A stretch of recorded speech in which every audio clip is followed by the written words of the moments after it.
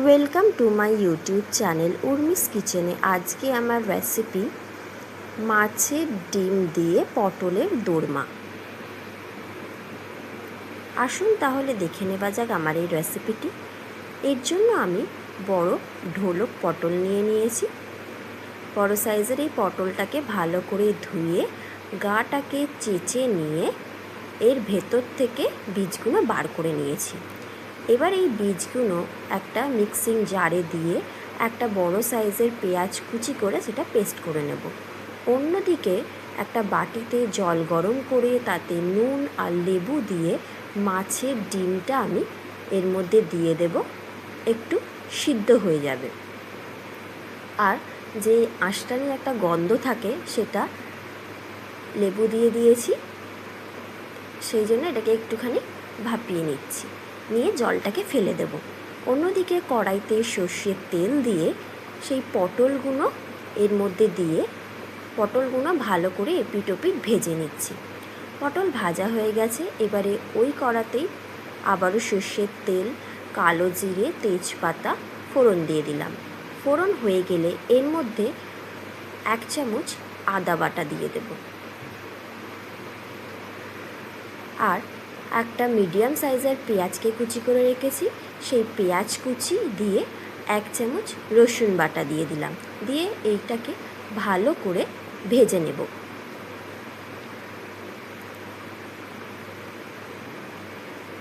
ভাজতে ভাজতে কিছু মশলা দিয়ে দেব।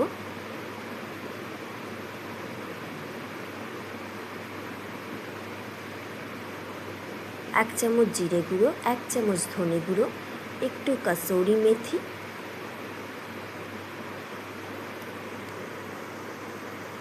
হাফ চামচে হলুদ গুঁড়ো,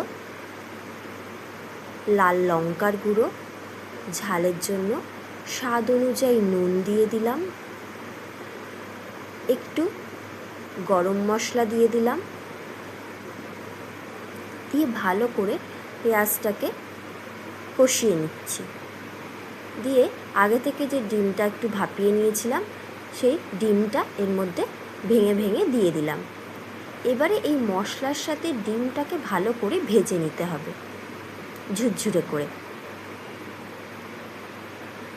এরকমভাবে নেড়ে নেড়ে ঝুরঝুরে করে ভেজে নিতে হবে।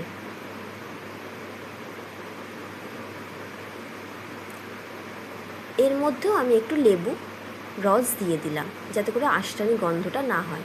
1 চামচ টমেটো সস, স্বাদ অনুযায়ী চিনি দিয়ে ভালো করে মিশিয়ে নিচ্ছি। বেশ ভালো মতন আমার মাছের ডিমটা ঝুরঝুরে হয়ে গেছে। পটলের পুর আমার রেডি হয়ে গেছে, অন্যদিকে তুলে রেখে দিলাম।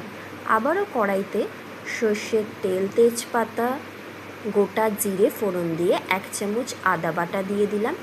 আদাটাকে তেলের মধ্যে কষিয়ে নিয়ে এর মধ্যে আগে থেকে যে পেস্টটা করে রেখেছিলাম সেই পেস্টটা এর মধ্যে দিয়ে দিলাম। এবারে এর মধ্যে 1 চামচ রসুন বাটা দিয়ে ভালো করে এবারে তেলের মধ্যে মশলাটাকে কষাতে হবে। এবারে 1 চামচ টমেটো পিউরি দিয়ে দিলাম, হাফ চামচ জিরে গুঁড়ো, ধনে গুঁড়ো, হাফ চামচ কসুরি মেথি, স্বাদ অনুযায়ী নুন, হাফ চামচ হলুদ গুঁড়ো, লাল লঙ্কার গুঁড়ো দিয়ে ভালো করে মশলাটাকে এবারে কষাতে হবে। স্বাদ অনুযায়ী চিনি দিয়ে দিলাম ও গরম মশলার গুঁড়ো হাফ চামচ দিয়ে দিলাম। এবারে মশলাটাকে ততক্ষণ কষাতে হবে যতক্ষণ না মশলা থেকে তেল বেরোচ্ছে। মশলার কালারটা খুব সুন্দর এসে গেছে, তেল বেরিয়ে গেছে। এবারে জল দিয়ে দিলাম, জল দিয়ে ফুটিয়ে নেব।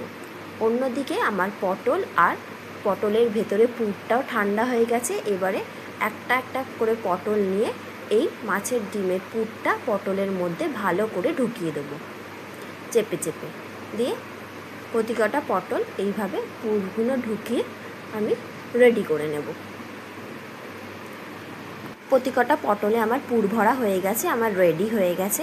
এবারে যেই আমার তরকারিটা ফুটছে এর মধ্যে আমি পটলগুলো দিয়ে দেব, দিয়ে 10 মিনিট ভালো করে ফুটিয়ে নেব।